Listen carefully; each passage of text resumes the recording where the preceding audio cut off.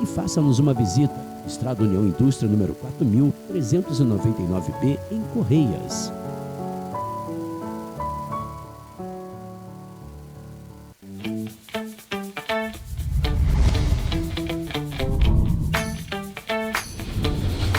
TVC, a TV do Correio da Manhã.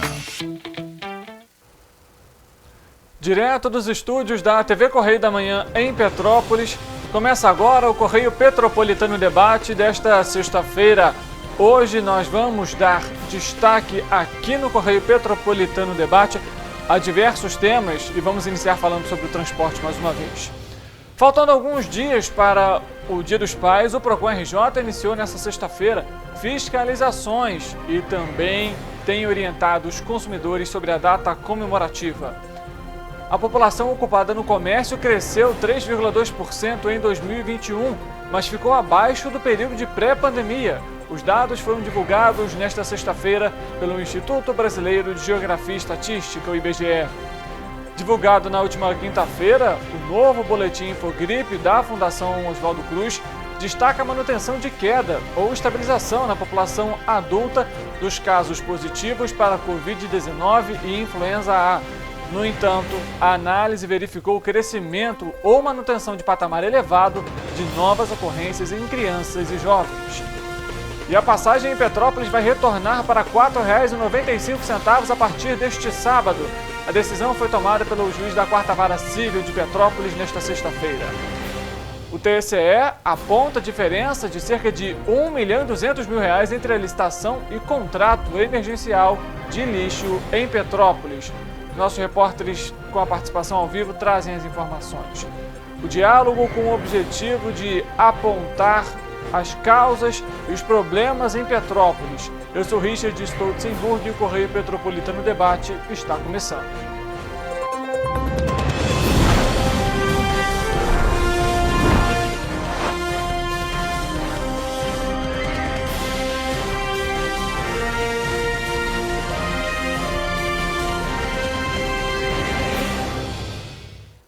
Olá, uma ótima tarde para você que nos acompanha sexta-feira, mais uma edição do Correio Petropolitano Debate começando e já com um tema extremamente importante. A gente começa a edição falando sobre o transporte público de Petrópolis.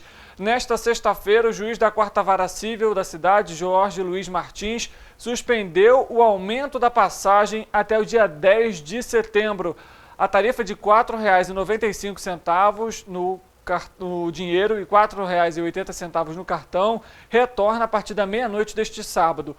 Caso haja descumprimento dessa decisão, haverá uma multa de R$ 40 mil para o prefeito Rubens Bontempo, R$ 70 mil aos diretores das empresas, de R$ 30 mil ao presidente da CPTrans, Tiago Damasceno, e de R$ 20 mil para Alexandre Eduardo, que é o chefe da divisão de transportes públicos da CPTrans, e também uma multa automática pessoal de R$ 25 mil para a superintendente do CETRANSPETRO, a Carla Rivetti. Essa decisão saiu agora há pouco e a gente conseguiu também um videoselfie sonora, do vereador Ingo Ramos, que é o presidente da Comissão de Transporte da Câmara Municipal, e a gente acompanha também um pouco sobre a opinião dele a respeito dessa decisão que foi publicada nesta sexta-feira. Vamos acompanhar. Olá pessoal, acabamos de ganhar a decisão judicial favorável, então a partir de amanhã a passagem retornará a R$ 4,95. A passagem reduzirá para R$ 4,95. Queria agradecer aqui aos vereadores Eduardo Blog e Gilda Beatriz, ao deputado federal Hugo Leal, que assinaram essa ação junto conosco. E a passagem está suspensa até o dia 10 de setembro. E agora vamos trabalhar para nós avançarmos nos próximos passos. Mais tarde atualizo vocês. Grande abraço. Tá, então, a fala do vereador Ingo Ramos, que também participou dessa ação. Então, só lembrando, segue até o dia 10 de setembro esse valor, então, de R$ 4,95 no dinheiro e R$ 4,80 no cartão. E nesse meio tempo, os novos conselheiros que foram eleitos, agora no dia 27 de julho, do Comutran, vão, então, mais uma vez, debater a questão da passagem em Petrópolis e aí sim, com uma análise, o critério correto, a gente vai saber se esse reajuste vai ser retomado ou não.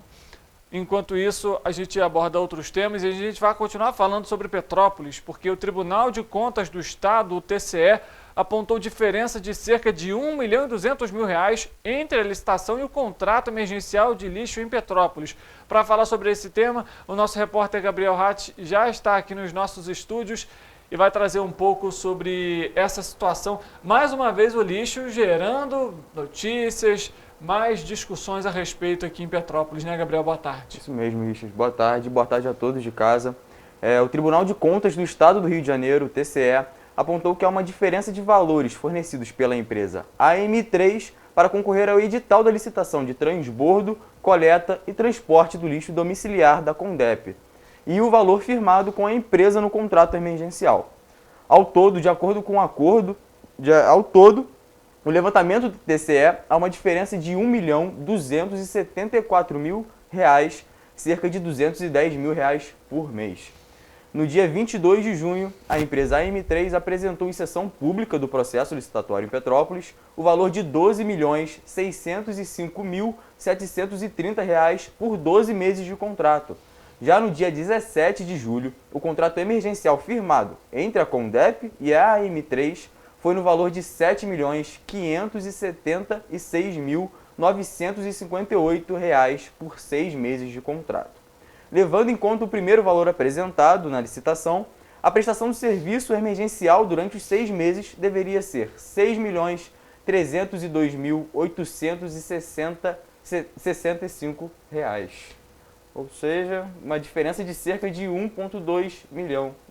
E isso, para você ter uma ideia, a questão é a seguinte, você que está em casa entender, para realizar esse serviço durante um ano, seria aí 12 milhões.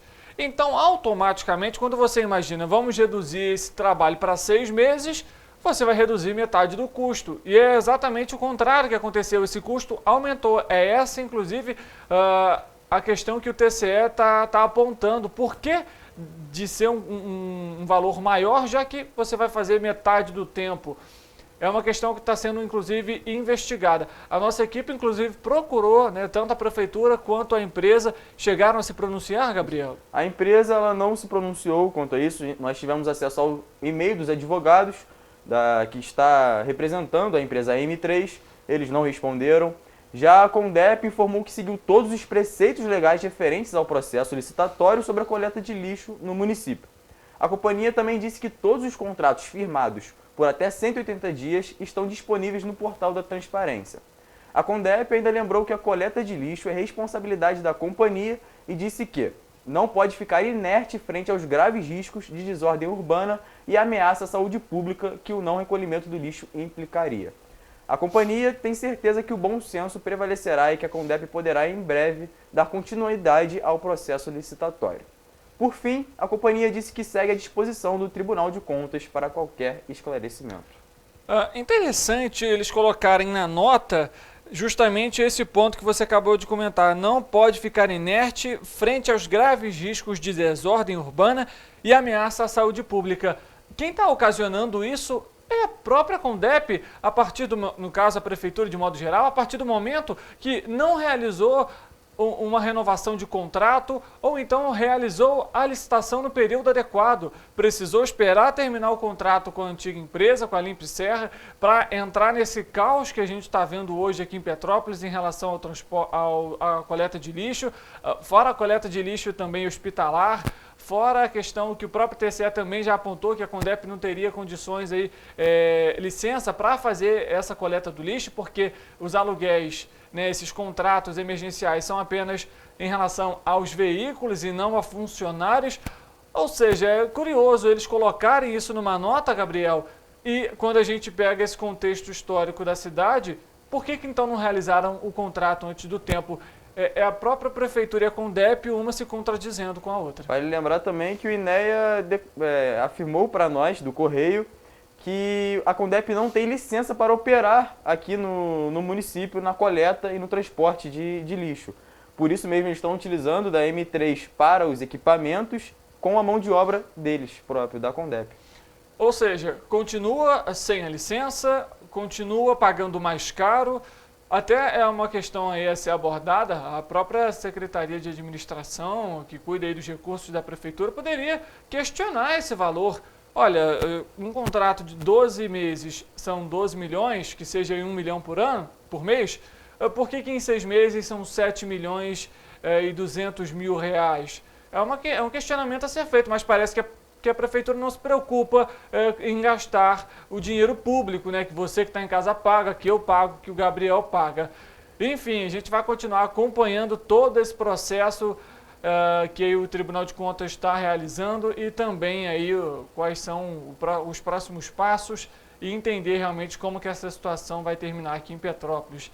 Gabriel, além disso, a gente continua falando sobre uma outra questão, mas sobre serviço aqui em Petrópolis, a Enel vai realizar atendimento móvel, é isso? Isso mesmo.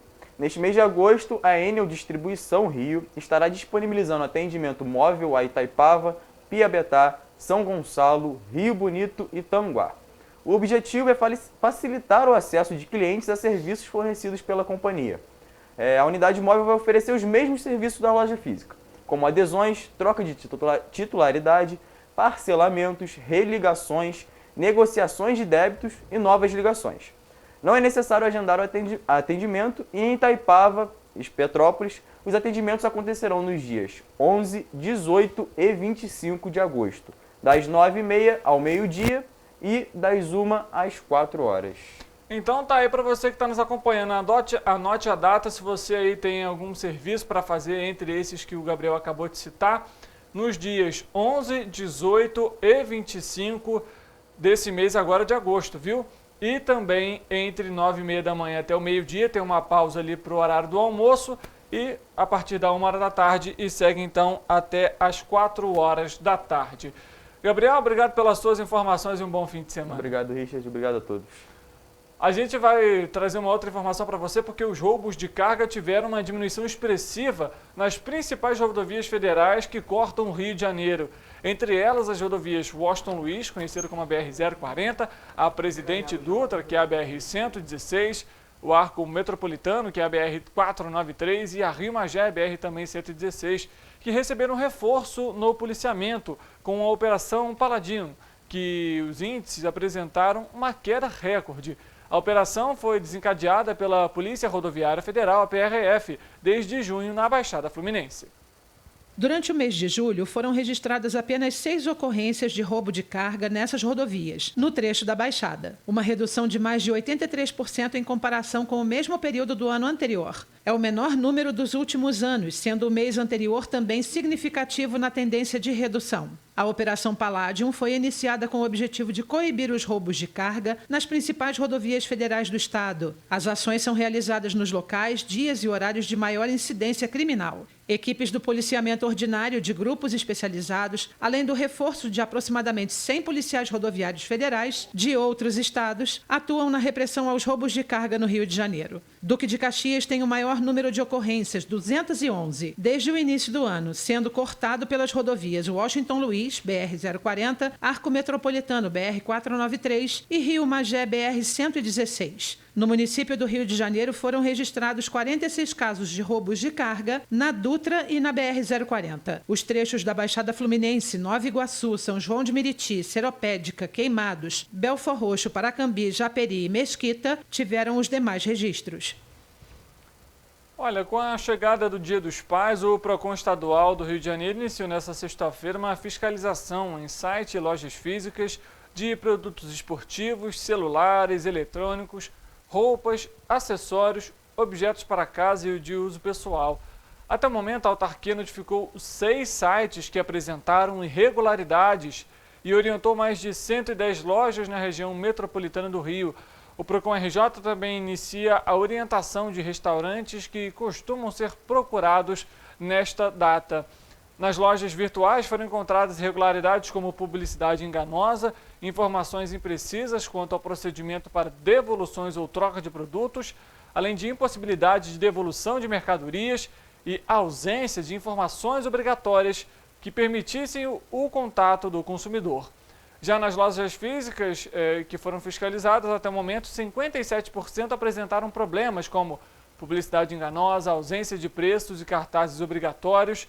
No entanto, os fiscais determinaram a adequação imediata e foram atendidas prontamente pelos lojistas. Já as lojas e-commerce vão ter 48 horas para a adequação e, caso não sanem as irregularidades apontadas, serão abertos processos administrativos e os fornecedores podem ser multados. A gente continua falando sobre o PROCON porque em Teresópolis a equipe da Divisão de Fiscalização de Posturas da Secretaria Municipal de Fazenda vistoriou mais 4 estabelecimentos de comercialização de produtos hortifrutigranjeiros nos bairros de São Pedro, Barra do Imbuí e também Vale do Paraíso. Ao final da ação, que foi realizada na última quarta-feira, donos de 2 hortifrutis foram notificados por ocuparem indevidamente as calçadas com a colocação de caixotes com produtos, descumprindo então a Lei Municipal 3.972 de 2021.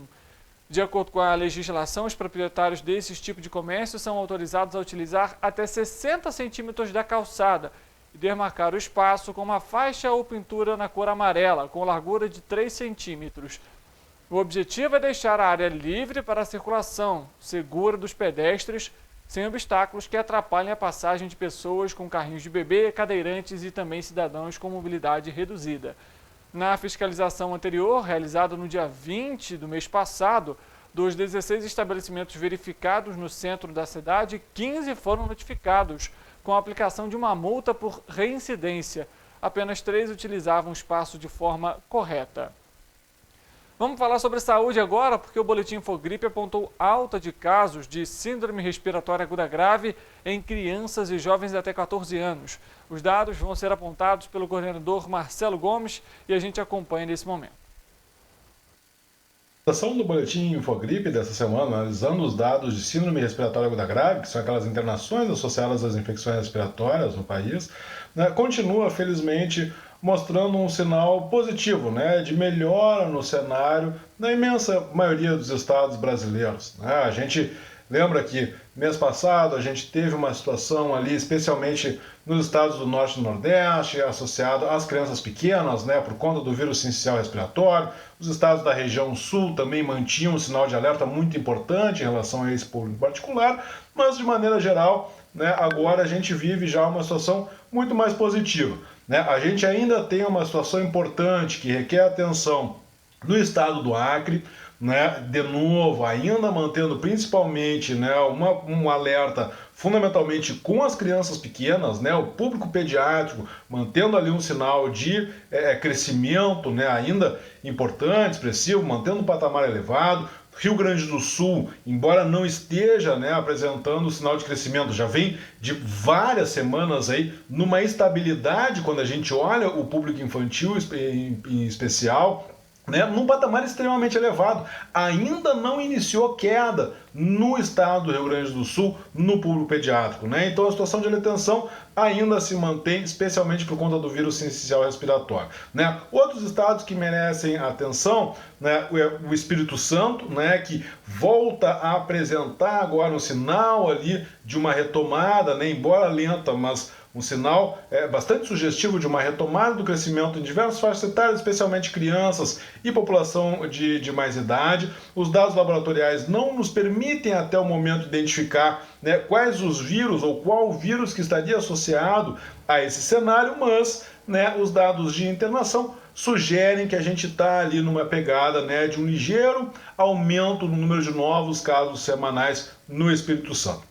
Além disso, o estado de Minas Gerais também, a gente, desde dos últimos boletins, a gente vinha apontando uma situação particular ali em relação a metapneumovírus, rinovírus, de novo, na população pediátrica especialmente. Minas Gerais continua mantendo um patamar elevado. O vírus sincicial respiratório, que foi o grande vilão nas últimas semanas em diversos estados do país, em Minas, está em baixa, os dados laboratoriais sugerem que ele está em baixa, mas esses outros vírus estão mantendo um cenário ali no público pediátrico que ainda requer atenção. Restante do país, felizmente, de modo geral, um cenário mais tranquilo, mais positivo, mantendo uma queda, voltando a apresentar queda ou já uma estabilidade em patamares ligeiramente mais tranquilos, que não requerem tanta atenção no momento. Tá, então, para você, o Marcelo Gomes, coordenador do Boletim Infogripe, divulgado semanalmente pela Fundação Oswaldo Cruz, e a gente sempre traz esse compromisso aqui com a saúde para você. A gente ainda continua abordando um pouco da saúde e atenção para você que precisa comprar medicamentos. A diretoria da Agência Nacional de Vigilância Sanitária, a Anvisa, aprovou as mudanças na rotulagem de medicamentos. De acordo com a agência, as alterações visam deixar mais claras as informações sobre os remédios e também nas embalagens, garantindo a segurança do paciente e o uso correto dos medicamentos. No caso de remédios isentos de prescrição médica, a classe terapêutica e a indicação vão ficar dispostas na parte da frente da embalagem para facilitar a visualização do consumidor. O mesmo vai ser feito para a quantidade total de medicamento com intuito semelhante. Foi permitida a colocação de quantidade total do medicamento na face frontal da embalagem, o que pode auxiliar o cidadão na comparação de preço dos produtos, sem, no entanto, causar prejuízo para a compreensão das informações relacionadas ao uso seguro do medicamento, foi o que informou a Anvisa em nota. Ainda segundo a agência, outra mudança é o uso obrigatório da técnica TML, quando parte do nome do remédio é escrito em letras maiúsculas, nos rótulos de medicamentos restritos ao uso de hospitais, clínicas, ambulatórios, serviços de atenção domiciliar e demais unidades de saúde. A técnica de TML é uma das ferramentas utilizadas para ajudar a minimizar os erros de medicações decorridos de troca acidental entre princípios ativos, como fonética ou então a ortografia semelhante. Importante você ficar atento a essas alterações que foram aprovadas então pela Anvisa, viu?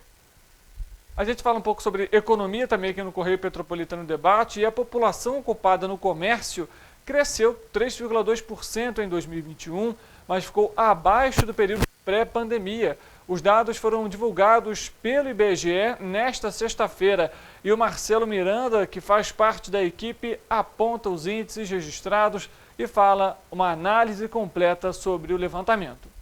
A pesquisa anual do comércio, a PAC, ela retrata as características da estrutura comercial das empresas dentro do país. A pesquisa divide, esses segmentos comerciais em 3 grandes segmentos. Tá? O primeiro é o comércio varejista, o segundo, o comércio por atacado, e o terceiro é o comércio de veículos, peças e motocicletas. A gente tem que destacar a PAC, o setor comercial do Brasil, como sendo de grande importância dentro da economia brasileira. Nós estamos falando, isso é revelado na pesquisa de 2021, de 5,5 trilhões de reais em receita líquida de revenda, gerada justamente pelas empresas brasileiras do setor comercial. Estamos falando também aí de 10,1 milhões de pessoas ocupadas e 277,2 bilhões de reais em salários pagos. Quando a gente olha dentro aí dos 3 grandes segmentos, esses números, o que a gente consegue enxergar? A gente percebe que tanto o comércio varejista como o comércio por atacado, em termos de receita líquida de revenda, eles ficavam ali dividindo a primeira posição em importância aí ao longo dos últimos 10 anos. Entre 2014 e 2019, o comércio varejista era o mais importante, dentre os 3 grandes segmentos dos setores comerciais do Brasil, mas já em 2020 e 2021 a gente percebe que o setor do segmento do comércio por atacado ultrapassa o comércio varejista, se tornando então o mais relevante na geração de receita líquida de revenda dentro do país em 2021. É até importante frisar que justamente em 2021 fica a maior diferença entre esses 2 segmentos quando a gente tenta verificar em participação do total de receita líquida gerada. Em 2021, o comércio por atacado foi responsável por 49,6%, quase 50% do total das receitas geradas no país, enquanto o comércio varejista ficou responsável por 41,7%. Quando a gente olha já para a questão pela ótica do emprego, o que a gente consegue enxergar? Desses 10,1 milhões de pessoas ocupadas pelo setor comercial no Brasil, é de grande relevância o segmento do comércio varejista. Ele é responsável por quase 3/4, 7,4 milhões de pessoas ocupadas, desses 10,1 milhões, estão empregadas no comércio varejista. Quando a gente olha também para os salários pagos, e aí a gente está falando do volume total dos salários pagos, a gente também vê a importância do segmento varejista, né? 175,5 bilhões de reais daqueles 277,2 bilhões, isso dá mais ou menos aproximadamente 63%, né, dos salários pagos, são pagos justamente pelo setor do comércio varejista. No entanto, né, quando a gente olha isso do ponto de vista de salários médios pagos, a gente já vê uma certa diferença. Por que eu estou falando isso? Porque o setor do segmento varejista, ele paga, em média, 1,7 salários mínimos para as pessoas ocupadas dentro do seu segmento. Enquanto o comércio por atacado é o segmento que paga maiores salários em médias, cerca de 2,9 salários mínimos em 2021. Já o comércio de veículos, peças e motocicletas paga em média 2,2 salários mínimos em média. Outro ponto de destaque que a pesquisa consegue revelar para a gente é a questão da margem de comercialização, né? Ou a taxa de margem de comercialização. O que é margem de comercialização? Em termos técnicos, é a diferença entre a receita líquida gerada de revenda gerada e o custo médio da mercadoria vendida. Ou seja, quando você faz uma diferença entre os dois, isso é a recompensa financeira que é dada para o setor comercial por estar fazendo o seu trabalho de revenda de mercadorias, né? E o que é a taxa de margem de comercialização? Você pega justamente a margem de comercialização, esse valor que é a diferença entre a receita e o custo de mercadoria vendida, e divide por esse custo de mercadoria vendida. Então você tem aí mais ou menos um valor percentual do quanto que você consegue gerar de retorno em cima. Tá, então parte dessa análise feita pelo Marcelo Miranda a respeito do comércio aqui no país. A gente fala ainda sobre questões econômicas, porque o presidente do Senado, Rodrigo Pacheco, recebeu na última quinta-feira do presidente da Câmara dos Deputados, Arthur Lira, a proposta de emenda à Constituição, a PEC 45.201, que trata da reforma tributária. O texto foi aprovado no dia 7 de julho pelos deputados federais e agora passa pela análise e votação dos senadores. Pacheco informou que a PEC vai ser enviada imediatamente à Comissão de Constituição e Justiça, o único colegiado que vai deliberar sobre o tema no Senado. Já o senador Eduardo Braga é o relator. A primeira fase da reforma tributária tem o objetivo de simplificar a tributação sobre o consumo e evitar cobrança cumulativa de impostos.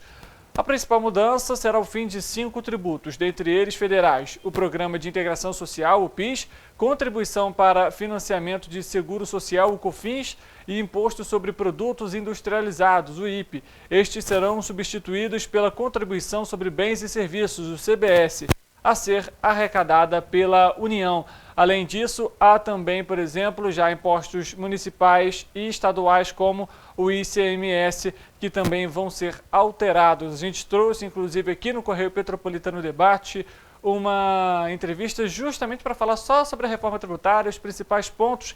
E essa etapa, a gente lembra só para você, então, é uma etapa de transição. Essas alterações da reforma tributária devem ser iniciadas em 2025 e seguem então até 2030, quando todas as alterações e aprovações, emendas, enfim, forem finalizadas e aí sim começarão a ser aplicadas. O Correio Petropolitano Debate vai fazer um intervalo rápido. Na volta a gente vai trazer uma reapresentação para você de uma entrevista que fizemos com o Pablo Kling para falar um pouco sobre a política petropolitana. A gente falou um pouco sobre as iniciativas do partido em prol das eleições de 2024. O Correio Petropolitano Debate faz um intervalo rápido e a gente volta já.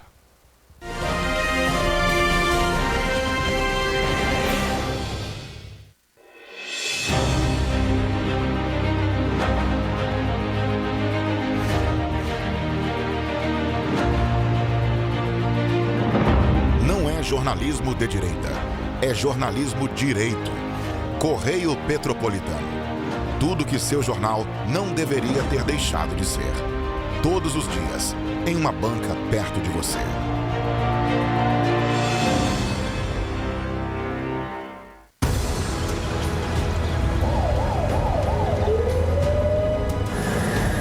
O governo do estado do Rio já investiu mais de 8 bilhões na saúde. E se eu dissesse que esse é o maior investimento na saúde já feito em toda a história do Rio? Eu diria que melhorou, mas eu quero mais. Depois de 3 anos parados, os mamógrafos móveis estão de volta. Pra gente cuidar melhor das mães e dos bebês. O governo do estado também está investindo na saúde especializada. Porque se o problema é complicado, mais atenção ele precisa. Melhorou, mas para a saúde a gente sempre quer mais. O importante é que a saúde esteja mais perto das pessoas. Por isso, todas as regiões do Rio recebem a mesma atenção. Melhorou, mas eu ainda quero mais. O governo do Rio de Janeiro também quer. Então pode ter certeza, o trabalho e os investimentos vão continuar. Governo do Estado do Rio de Janeiro. Rio de Janeiro, atração o ano inteiro. Tem descanso, tem folia, noite e dia, alegria, sol e praia, diversão.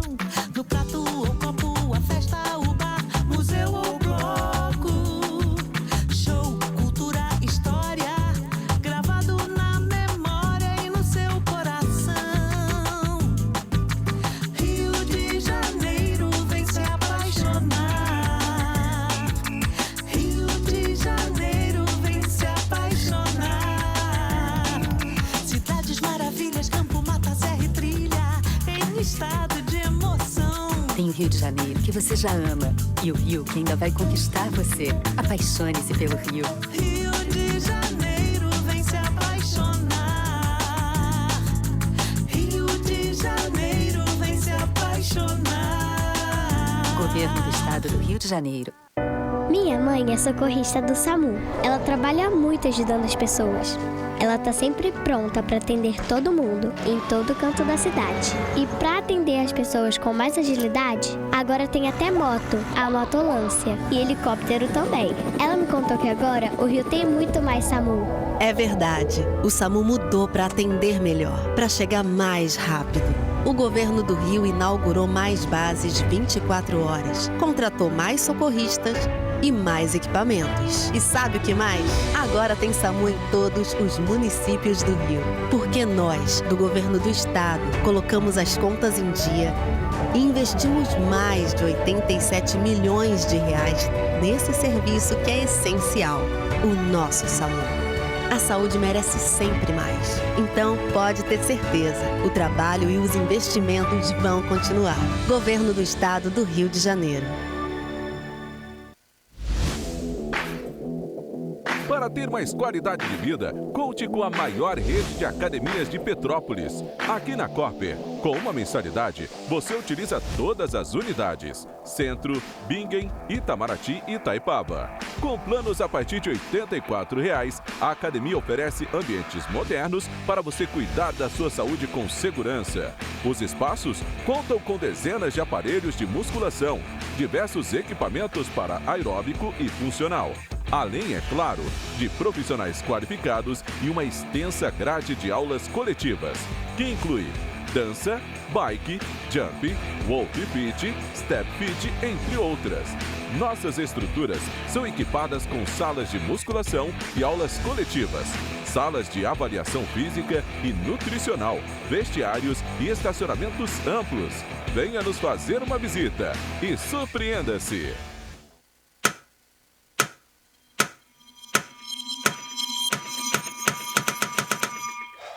Cara, o que a gente tá fazendo, hein? Vamos falar um segundo sobre a gente? Sim, sobre violência contra a mulher, mas mais sobre a gente. Pensa nas mulheres que você conhece, nas mulheres próximas de você. Colegas de trabalho, vizinhas, amigas, as mulheres da tua família. Agora imagina que a cada 8 minutos, uma delas é estuprada. Duro de engolir, né? Mas é o que está acontecendo no Brasil. Aqui, 7 em cada 10 mulheres já sofreram violência ou assédio no trabalho. E absolutamente todas as mulheres, inclusive as que você pensou, vão sofrer algum tipo de abuso pelo menos uma vez durante a vida. Pesado, né? Mas e aí? O que a gente está fazendo? Vamos falar sobre a gente. Sobre o jeito que a gente trata as mulheres. Passa a vara, senta a rola, pega de jeito. Comer, meter, fuder. Aê, garanhão. Pegador, comedor. Ensinam pra gente que a mulher é uma coisa a ser conquistada, um prêmio, e que você não deve aceitar um não como resposta. ela não te dá bola, é porque tá se fazendo de difícil. É só pagar um drink que ela tá na tua, irmão. Manda ver. Ela tá pedindo. Só um beijo. Um beijinho, pô. Não tem mulher que não dá. Só tem homem que não sabe pegar. Vai lá, pega ela, mostra que é macho. É assustador quando a gente ouve isso fora de contexto, né? Agora imagina o quanto é assustador para elas. Quantas vezes você já ouviu alguém falar assim? Seja na escola, seja no trabalho, seja na balada, até na sua própria casa. Tá errado. Então, vamos falar sobre a gente? Porque a gente pode mudar essa realidade. Não tem que ser desse jeito. A violência contra a mulher não é um problema da mulher. É um problema nosso. É problema meu. É problema meu. É um problema meu. Meu. Meu. Meu. Meu. Meu. Meu. Meu. Meu. Meu. Meu. É um problema meu. A responsabilidade é nossa.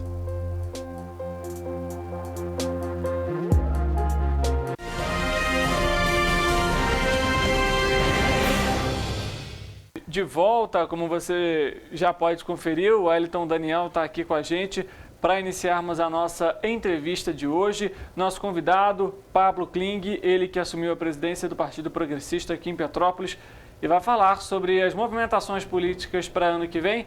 Wellington, seja bem-vindo novamente. E, Pablo, seja bem-vindo mais uma vez também ao Correio Petropolitano Debate. Obrigado.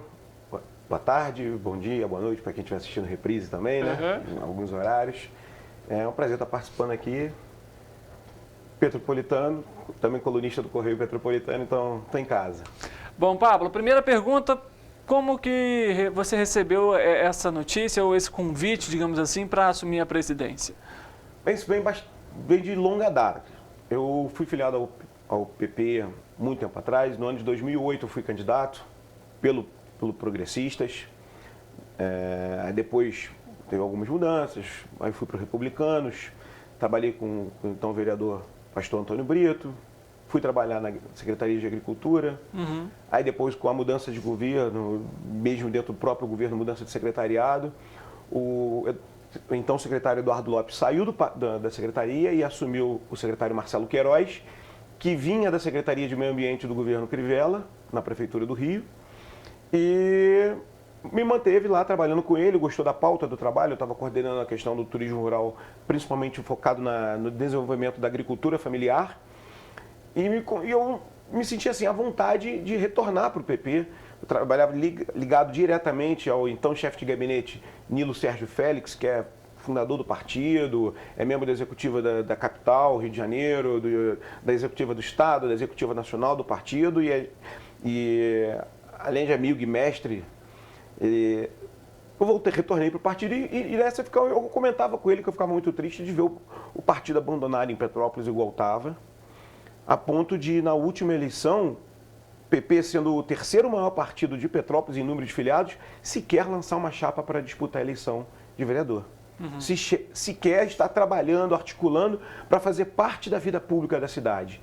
E aquilo me incomodava muito. E eu comentava, doutor Nilo, Marcelinho, com o secretário, e tal, passou, continuamos a trajetória e ele ganhou a eleição ano passado, eu também o ajudei na eleição aqui em Petrópolis, tem mais um grupo grande, tem a Manu, o Renan, tem um pessoal maneiro que ajudou o Marcelinho, e uma regra do Partido Progressista manda no Diretório Municipal, coordena o Diretório Municipal, o deputado federal eleito mais votado naquele município. E em Petrópolis, depois de muitos anos sendo Júlio Lopes, foi Marcelo Queiroz. E com isso ele me convidou. Pablo, eu lembro que você é preocupado com o partido em Petrópolis, é preocupado com a vida pública de Petrópolis, assume o partido lá, se quiser assumir, está convidado, e vamos construir uma política pública, vamos construir uma política partidária naquela cidade, a gente estava falando fora daqui, que é uma das principais cidades do nosso estado. Né? Em todos os sentidos.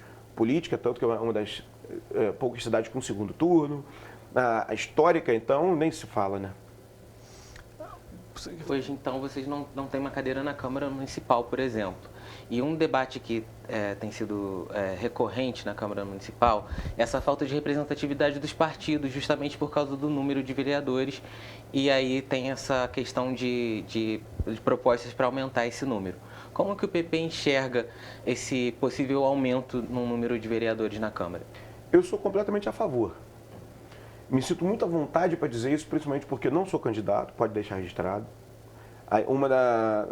Dos meus acordos, vamos dizer assim, com o deputado Marcelo Queiroz, também com o deputado Gustavo Tutuca, que é o secretário de Estado de Turismo com quem eu trabalho também, é que eu não quero ser candidato, eu quero justamente ajudar o partido a fazer 2, 3 vereadores aqui na eleição do ano que vem. E para isso eu vou colocar o conhecimento que a gente tem na cidade, o know-how de política, tanto de forma prática quanto teórica. Nesse período todo eu fui fazer MBA de marketing político, terminei agora uma pós-graduação de ciências políticas, uma outra pós de gerenciamento de crise de imagem para organizações públicas e privadas, ou seja, uma série de estudos também para colaborar com a vida pública aqui na cidade. Então a gente quer eleger 2 a 3 vereadores e também prefeito, tem essa possibilidade. E é fundamental o aumento da representatividade. Petrópolis já teve 21 vereadores. Quando houve a mudança, foi para 15, já era para ter retornado de pelo menos 19 a 23 há muito tempo e continua do jeito que está. Com muito poder, muito orçamento concentrado na mão de poucas pessoas. Então, acaba que a gente não vê isso com muito bons olhos. O poder, a gestão, tem que ser plural, tem que ser para todos. Não é à toa que democracia significa o governo do povo. Então, o povo tem que estar representado. E o nosso modelo democrático no Brasil é o de representatividade. A gente elege os vereadores que vão nos representar, a gente elege os deputados que vão nos representar. Então, se são 15 vereadores, você tem a probabilidade de você ter alguém que te represente de fato ali é menor do que se fossem 19, 21 ou até 23. Mas o nosso entendimento é de que 21 voltar a ser como era é um número satisfatório e que não onera custo. Isso daqui, meus amigos, o pessoal que está em casa assistindo, tem muito jornal, tem muita gente por aí que fica espalhando fake news, dizendo que vai aumentar gasto, que vai aumentar. Não vai. O duodécimo, que é a transferência de recurso da prefeitura para a Câmara Municipal, ou seja, que é feita mensalmente, proporcional ao orçamento, não vai alterar, não pode alterar. Pode, inclusive, ser menor, dependendo do número de cadeiras. E, Pablo, a gente hoje consegue acompanhar um pouco também, trazendo para o âmbito nacional. Há senadores hoje no Congresso, há, por exemplo, Arthur Lira, que é presidente da Câmara dos Deputados. De alguma forma, você também pretende trazer essas representatividades do cenário nacional para fortalecer o partido aqui no município? Sem dúvida. Essa semana eu fico até contente de compartilhar com vocês, com nossos amigos de Petrópolis também, Petrópolis e região. Estive com o nosso deputado federal Marcelo Queiroz no início dessa semana. Ele fez um bate-papo cultural com a ministra Margarete Menezes. Um bate-papo cultural com a ministra da Cultura Margarete Menezes, foi no Rio de Janeiro. E antes, lá nos bastidores, eu fiquei conversando também um pouco com o Tarcísio, que inclusive é petropolitano, deputado. E ele elogiando a postura do deputado Marcelo Queiroz, dizendo que ele mal chegou na casa, primeiro mandato dele como deputado federal, e já é o presidente da Comissão de Cultura. E ter um deputado como o Tarcísio elogiando, ou seja, de partidos completamente diferentes, estávamos em lados opostos na campanha, elogiando a desenvoltura do trabalho do deputado Marcelo Queiroz.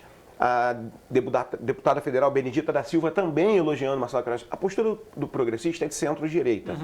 Mas a gente costuma dizer, brincando lá, que a gente odeia os extremos. Por quê? Porque os extremos não conversam.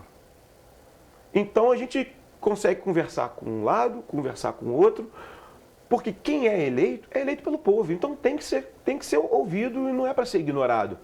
Seja lá qual for o lado, tem que se conversar com todos. E a postura do progressista é justamente essa, de diálogo, como você bem citou o caso do Lira, Essa é a postura do Progressistas.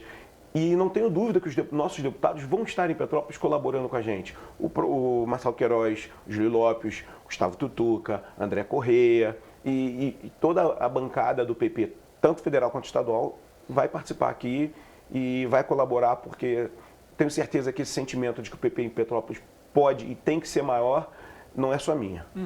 Você falou sobre essa questão de tentar também lançar um prefeito, né? Eleger um prefeito.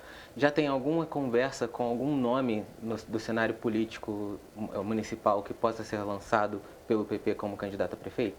Temos conversado, a gente tem uma simpatia muito grande pelo trabalho do Ingo. Acredito que o período que ele teve como prefeito interino mostrou uma capacidade de gestão, uma capacidade de articulação, tanto municipal quanto nas outras esferas, e que isso é muito benéfico. Petrópolis não pode mais ficar nos extremos. Petrópolis não pode mais ficar isolada. Petrópolis não é uma ilha para ficar isolada, governo estadual ou governo federal, quando não é de um lado é do outro. A gente precisa estar justamente no centro. A gente precisa estar justamente dialogando com todos os lados, com todas as crenças, com todas as linhas ideológicas e buscando o melhor para a cidade, sempre buscando mais recursos e mais investimento para o município. Eu perguntei porque a gente conversou também com algumas outras pessoas, né, do cenário político, e nos bastidores o que roda é mesmo essa conversa de vocês com o Ingo. E aí eu queria saber exatamente o ponto em que está essa conversa. É certo mesmo que na janela partidária o Ingo venha para o Progressistas, ou então ainda é um namoro, digamos assim? Bom, se fosse certo não seria só conversa, já seria a decisão. A gente tem conversado, a política é uma construção, é dada passo a passo, é como a construção de uma casa, você não pode botar laje sem antes colocar a coluna. A gente vem conversando, vem buscando articulação junto às outras secretarias do governo do estado também. Ele é uma pessoa que o deputado e secretário de Estado de Turismo, Gustavo Tutuca, tem uma simpatia muito grande também. O nosso subsecretário, Marcelo Monfort, também tem uma grande simpatia por ele, tem uma amizade. Então, assim, a conversa está boa, tem essa possibilidade, mas a gente entende o tempo e a gente respeita o tempo. Ele hoje ele está no União, que é um partido do presidente da Alerj. Então, a gente tem que respeitar esse tempo, a gente tem que respeitar porque tem uma célebre frase aí da política, né, que política é igual uma nuvem, né? Acredito que você já tem ouvido isso também. Falou que política é igual uma nuvem, você olha, está de um jeito, olha para o chão, olhou para o céu, já está completamente diferente. Então, hoje tem essa conversa, está avançando e vamos aguardando, vamos trabalhando nesse momento, principalmente para a gente montar uma nominata forte, para que a gente possa ter candidatos com possibilidade, porque não adianta a gente pegar um candidato que tem potencial de fazer 5.000 votos. Mas aí, ainda mais agora com a nova regra de 100% mais um, ou seja, se forem apenas 15 vereadores, a gente só pode lançar 16 candidatos, sendo 30% tem que ser mulher. Aí você vem aquela briga para conseguir as mulheres para participar, principalmente aí, aproveitar, reforçar aqui o convite para as mulheres participarem da vida pública da cidade. Se você, principalmente mulher, quer ser candidata, tem esse sonho de ser candidata, quer colaborar com o município, quer ser mais efetiva no seu bairro, pode me adicionar nas redes sociais, me seguir lá, principalmente no Instagram e no Twitter, pode me chamar no direct e vamos marcar um café, vamos conversar, vamos ouvir as suas propostas e vamos tentar chegar em um denominador comum para que a gente possa viabilizar essa sua candidatura. Porque quem tem esse desejo de participar, de mudar, quer colaborar, às vezes não sabe como, mas ela tem que saber que sozinha não vai conseguir, porque precisa estar afiliado a um partido, é uma regra, como eu falei, é o nosso modelo democrático. Então a gente convida aí as mulheres a estar conversando, principalmente, e colaborar, mas a gente não quer aqueles candidatos os mais badalados, vamos dizer assim, aqueles que a gente sabe que vão ter grandes investimentos, inclusive financeiros na eleição, porque a gente quer que todos tenham possibilidade. Eu fui candidato já, uma vez a vereador e uma vez a deputado, eu sei o que é vocês ir para disputa sabendo, não tenho chance de chegar lá por conta de investimento financeiro. Eleição requer isso, demanda isso. Então, diante disso, eu quero que todos no Progressista em Petrópolis tenham, de fato, as mesmas condições para disputar e ganhar a eleição. A gente estava comentando a questão em relação ao Ingo. Caso essa conversa, digamos assim, ela não vá para frente, o partido pretende, de alguma forma, procurar um outro candidato também para colocar nessa disputa à prefeitura, ou focaria, por exemplo, nas campanhas dos vereadores para garantir o acesso ao legislativo? É uma construção. A gente vai construindo. Eu tive com o Aderilson Norato, que é presidente aqui em Petrópolis também, presidente municipal de partido. Ele tem uma visão, eu estava com outra, mas as visões podem se complementar, podem colaborar uma com a outra. É uma construção, a gente vai conversando. Eu tive conversa com outros candidatos também, outros pré-candidatos, outros possíveis candidatos, outras pessoas que não se colocaram como pré-candidato, mas que têm o sonho de ser candidato. A gente vai ouvindo, conversando, e diante até mesmo de uma análise teórica, vamos dizer assim, de estudo tanto do marketing, da viabilidade do marketing, quanto da viabilidade de uma ciência social, de uma ciência política, a gente entender a possibilidade de chegar, porque não vale a pena o partido investir, acreditar em alguém que só porque a pessoa quer, mas que não tem chance de, a gente vê assim, olha, dificilmente chega no segundo turno. Então, a gente quer de fato colaborar, não é apenas fazer nome, fazer crescer o grupo para, rasgando o verbo, como o pessoal fala por aí, vender uma candidatura no segundo turno. Não é a intenção do PP, não é a postura do Progressistas em nenhum lugar do país. E não será aqui. Pablo, a gente, pegando o cenário, por exemplo, de Petrópolis, a gente está falando um pouco mais do nosso município, trazendo um contexto dos últimos candidatos de Petrópolis, nós sempre temos ali basicamente os mesmos rostos. Bom Tempo, Bernardo Rossi, hoje que é o vice, o Paulo Mustrange, me fugiu o nome, Paulo Mustrange, e nos últimos 12 anos aí basicamente esses três rostos. O partido pretende, por exemplo, trazer alguma novidade também, justamente para fugir um pouco desse costume que Petrópolis tem. E aproveitando a ocasião, Petrópolis tem um costume de ter um voto mais de direita. A escolha do personagem também vai impactar para justamente, de alguma forma, ter esses votos aqui no município? Bom, Petrópolis tem essa característica do voto mais de direita, porém nossos últimos prefeitos, eles dialogam melhor com a esquerda. O Rubens Bom Tempo é um exemplo. Foi eleito pelo PDT, agora no PSB. Paulo Mustrange, PT. Então, tem essa característica. Não é à toa o PDT, inclusive, é o segundo maior partido em número de filiados em Petrópolis, fruto de uma história do partido em Petrópolis. Só que, Richard, para pensar. Eu vou usar a primeira pessoa do plural. A gente colocou o BR, Bernardo Rossi, para tirar o RB, Rubens Bom Tempo, na eleição. Foi ruim. Tanto que colocamos o RB de volta para tirar o BR. Mas até quando a gente vai ficar misturando essas duas letras? Petrópolis precisa de novos horizontes. Petrópolis precisa de novo gás, de uma nova visão. Porque, senão, quando a gente para ver, não precisamos ir muito longe, basta a gente olhar até mesmo na área de abrangência aqui da TVC. Olha Teresópolis como vem avançando. Se a gente olhar o trabalho que Vinícius Clausen vem fazendo lá, veio novidade, inclusive veio do setor do turismo. O trabalho muito bom, exemplar praticamente, que Johnny Michael vem fazendo em Friburgo. A gente vê o Gutinho aqui em Areal desenvolvendo demais a cidade. E quando a gente sai dos nossos limites aqui e para conversar com as pessoas, elas falam de Petrópolis de uma forma saudosa, como se não fôssemos mais a Petrópolis, como se não fôssemos mais a cidade imperial. E a gente precisa resgatar a autoestima do petropolitano. A gente precisa resgatar o prazer de morar aqui. E isso só se constrói com políticas públicas eficazes.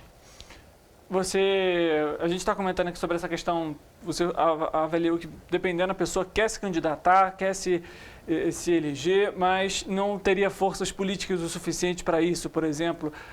De alguma forma, o PP também buscaria parcerias com outros partidos que têm esse mesmo viés centro-direita para, de alguma forma, estar dentro da política municipal?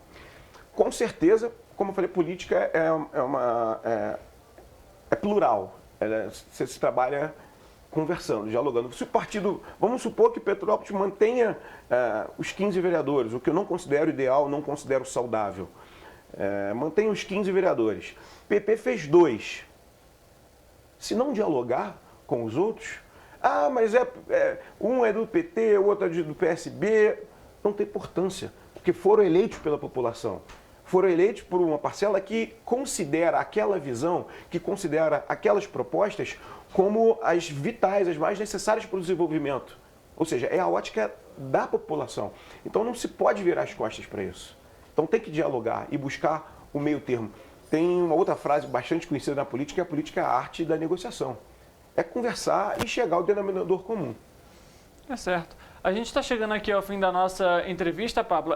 Primeiro, Wellington, você tem algum outro questionamento? Gostaria de fazer alguma questão? Eu queria só pontuar, obviamente percebemos, né, que o progressista está distante do governo Bom Tempo, mas eu queria que você pontuasse um pouquinho em relação a como que hoje o partido exerce a sua oposição no município. A gente, como nós não temos nenhuma cadeira no momento na Câmara, a gente sequer disputou uma eleição no último pleito, a gente vamos exercer essa cidadania de forma virtual, conversando, orientando, buscando inclusive colaborar, até mesmo nos acessos que a gente tem em outros governos, seja estadual e federal, a gente tenta colaborar quando vê um projeto, liga, falo com o responsável por aquele setor. Por exemplo, essa questão mesmo, um exemplo aqui, foi falada essa semana, saiu notícia do heliporto em Petrópolis. Ano passado eu apresentei essa possibilidade para o próprio prefeito. Falei pelo WhatsApp com ele. Bom que no WhatsApp fica registrado. O dia, mas acabou que não houve agenda com o então subsecretário de Estado. Marcou, marque, desmarque, não consegue, não agenda, ou seja, não houve. A minha leitura é de que se eu te chamo para uma entrevista uma vez, você desmarca, 2 desmarca, eu vou entender que você não tem interesse.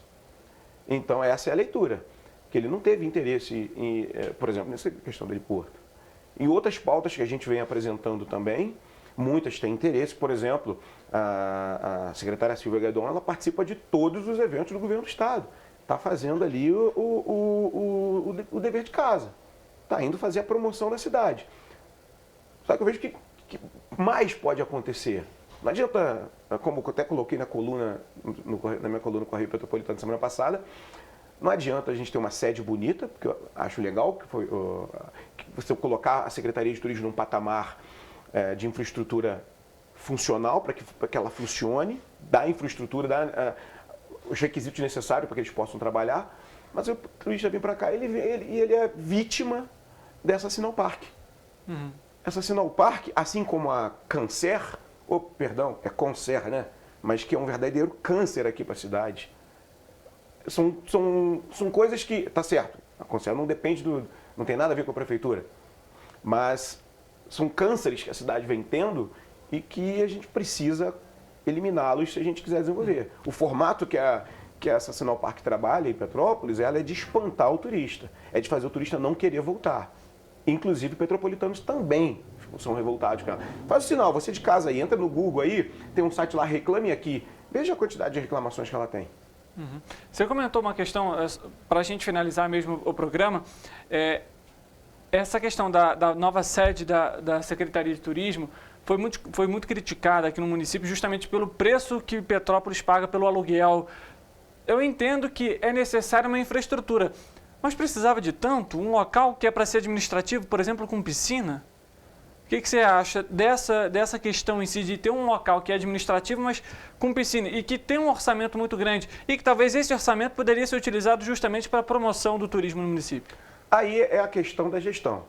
É uma decisão do próprio prefeito e cabe a cada um questionar, aprovar ou não. Eu sou da área do turismo, eu entendo que a gente precisa ter sim um centro de atendimento ao turista muito bem localizado no centro da cidade, que esteja aberto ali, não só em horário comercial, mas que esteja aberto nos finais de semana, recebendo os turistas para passar mais informações, para ser um ponto de apoio, para que tenha banheiro. Cidade, Petrópolis não tem banheiro público no centro da cidade. O visitante que ir ao banheiro não tem. Afinal de contas, banheiro é um problema grave aqui em Petrópolis, inclusive na Bauerfest, isso ficou muito explícito.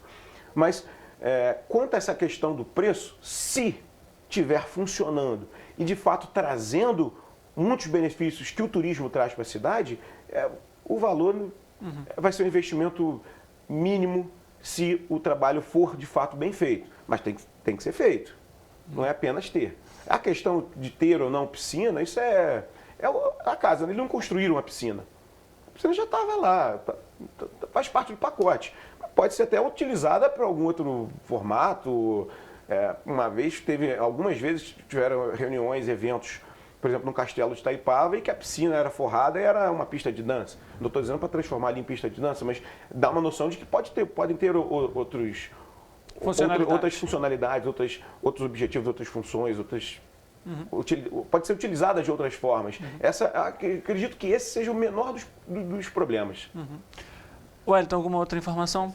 Bom, Pablo, queria agradecer a sua presença aqui com a gente, trazer um pouco dessa movimentação política para ano que vem e, claro, o espaço está sempre aberto aqui também para outras pautas. Perfeito, eu que agradeço a oportunidade. Eu gostaria só de reforçar o convite.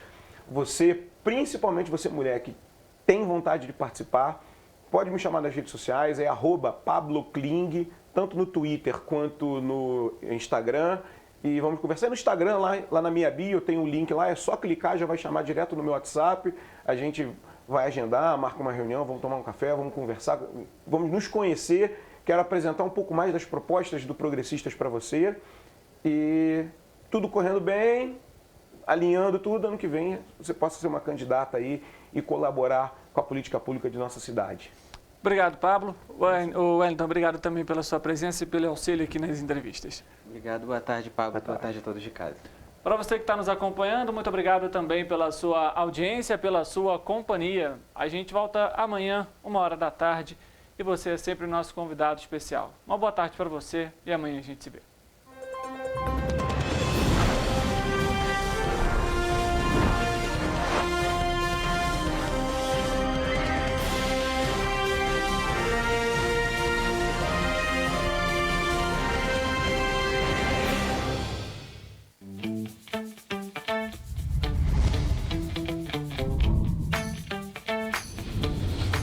TVC, a TV do Correio da Manhã.